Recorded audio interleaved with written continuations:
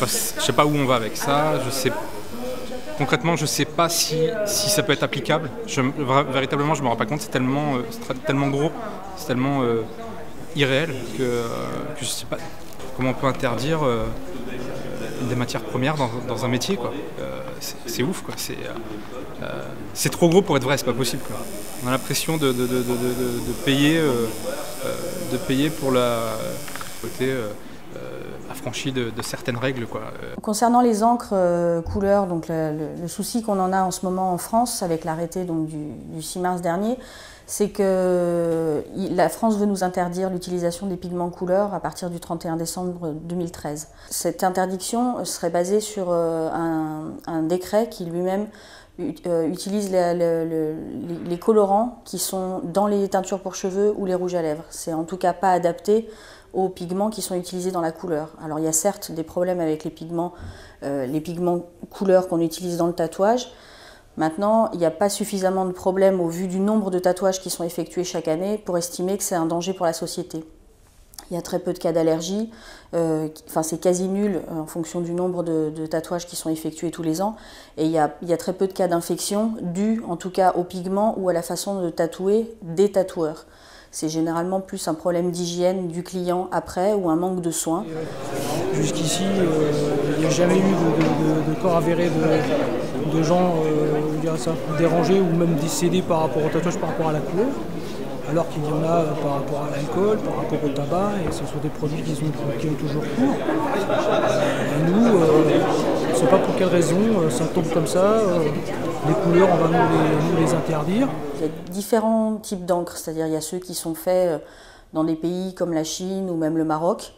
Alors je ne pourrais pas vous dire s'ils sont mieux ou moins bien que les encres qui sont faits aux États-Unis, à savoir qu'on a très peu d'indications en fait, par les fabricants de ce qui est à l'intérieur des encres. Comme ingrédients, les composants, les additifs, même les pigments qui sont utilisés, on a très peu d'indications. Ce que je sais, c'est que par exemple, des fabricants d'encre comme Eternal, la marque de Tramp, les encres américaines, ou Mario Bart, les encres Intense, eux en l'occurrence essayent de se mettre aux normes en fonction de ce qui est demandé par la communauté européenne. À savoir aussi qu'il y a un autre souci, c'est que la France ne reconnaît pas les résultats qui sont amenés jusque-là par ces fabricants d'encre, les résultats des laboratoires. Et donc, c'est le poisson qui se mord la queue, en fait, puisque les fabricants d'encre amènent des résultats qui eux-mêmes ne sont pas reconnus par la France et donc empêchent d'avancer sur des résultats qui pourraient être reconnus par la France. Donc la communauté européenne a sorti une loi, je ne sais pas si ça s'appelle exactement comme ça, mais a sorti une loi et la France a été plus loin que ça. Ils en sont à l'interdiction carrément, je dirais, de 95% des couleurs. Et moi j'ai eu l'occasion d'aller voir des clients cette semaine dans leur shop et en recevant leurs potentiels clients, leurs prochains tatous, en leur disant que quand c'était des tatous qui étaient programmés pour le début d'année, en leur disant il est possible que je ne puisse pas vous tatouer en couleur. Donc pensez déjà à un tatou en gris, en noir et blanc ou avec d'autres couleurs que les couleurs chaudes. Parce qu'aujourd'hui c'est surtout les couleurs chaudes qui vont être touchées. Et c'est même pas vraiment les couleurs, c'est des références pigments. Puisque sur chaque bouteille, il y a des codes CI, ce sont des codes de pigments.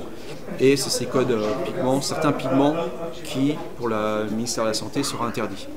Donc tout ce qui n'est pas dans leur tableau est forcément interdit, on ne peut pas l'utiliser. La plupart des couleurs sont concernées dans le sens où je crois que de mémoire il reste quelques noirs, il reste un ou deux bleus, un marron et un vert. Voilà. Donc c'est vrai que ça restreint quand même le panel de couleurs et il y a certains tatoueurs qui risquent d'être très malheureux.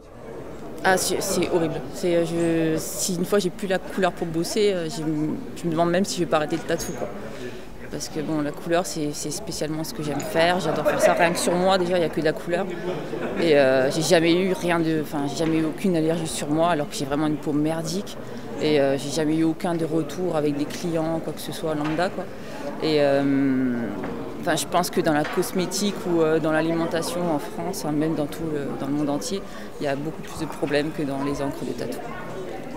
What's happening in France now with the colors and the regulations and stuff is kind of, it seems like it's happening all over Europe. It's not just here. The first time I'd heard it was in Germany through a friend there. And it's a bummer to see this happening. And I know it's only a matter of time before it happens in the States.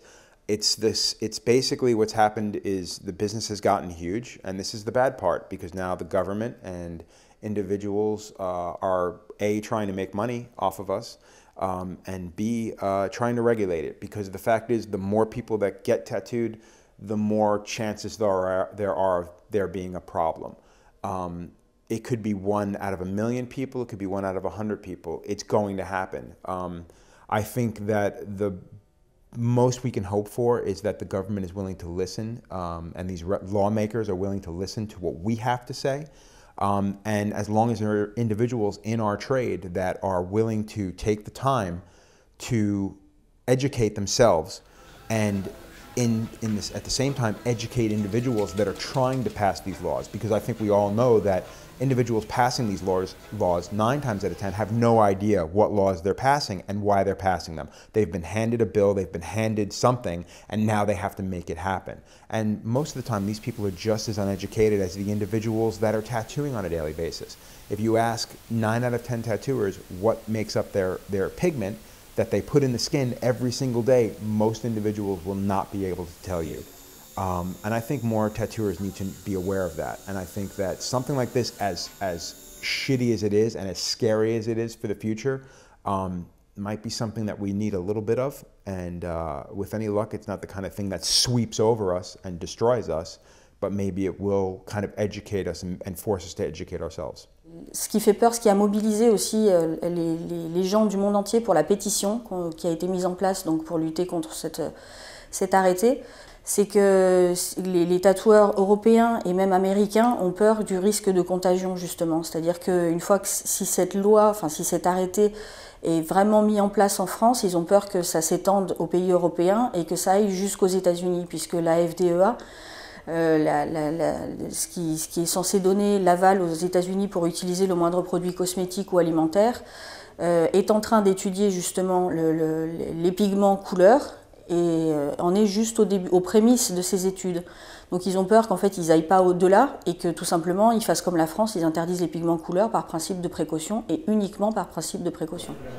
Le problème c'est qu'ils vont nous mettre dans l'illégalité, c'est tout ce qu'ils vont gagner quoi. Parce que le tatouage on n'arrêtera pas ça, c'est clair, parce qu'on aime ça.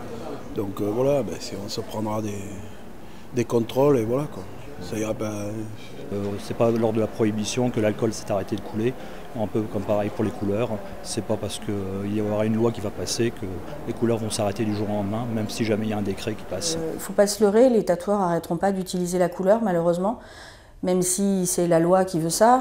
C'est vrai que quand je vois par exemple qu'on n'a pas le droit de fumer sur les quais de gare, ça n'empêche pas tous les fumeurs de la planète de fumer à la sortie du train.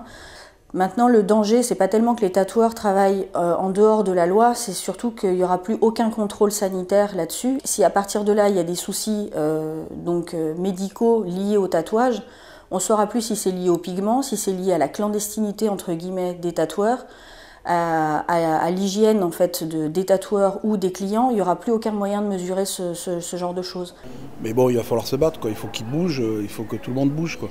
Toute la communauté du tatou, il faut que ça bouge. La communauté tatouage, je dirais que ce soit nationalement à essayer de se regrouper de façon à mettre en place derrière le SNAT, le syndicat national des artistes tatoueurs, une pétition.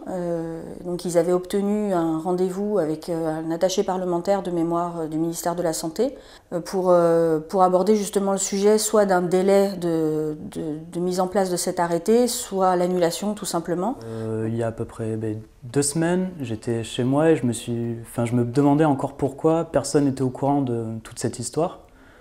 Donc j'ai eu l'idée d'aller interviewer mon tatoueur, une petite vidéo de 20 minutes où il nous expliquait pourquoi il y allait avoir une interdiction et tout le tralala. Et dans l'interview, je lui demande qu'est-ce qu'il pense que les gens pourraient faire pour empêcher ça. Et dedans, il évoque l'idée d'une pétition. Et c'est à ce moment-là que je me suis dit, génial, je vais faire ça. Donc du coup, le soir, en rentrant chez moi, j'ai monté la vidéo, j'ai mis sur Internet, j'ai fait un article, la pétition. Et le lendemain, j'ai publié en fin de matinée. Et puis, c'est parti direct. Maintenant, il ne faut pas se leurrer, la pétition, c'est un gros coup de com', c'est-à-dire une mise en lumière du combat, en fait. On est quand même un tout petit marché sur l'échelle nationale. On n'est pas un gros dossier qui est prioritaire sur la politique du gouvernement, malheureusement. Et je pense qu'il faudra sûrement aller plus loin. Alors après, à savoir ce qu'on entend par le plus loin, je ne sais pas si ça va se jouer sur une manifestation, je ne sais pas si ça va se jouer sur une mobilisation dans les journaux, sur les plateaux télé. Je ne sais pas non plus jusqu'où les journalistes sont prêts à nous filer un coup de main, mais de façon objective, c'est-à-dire juste en entendant ce que nous on veut dire.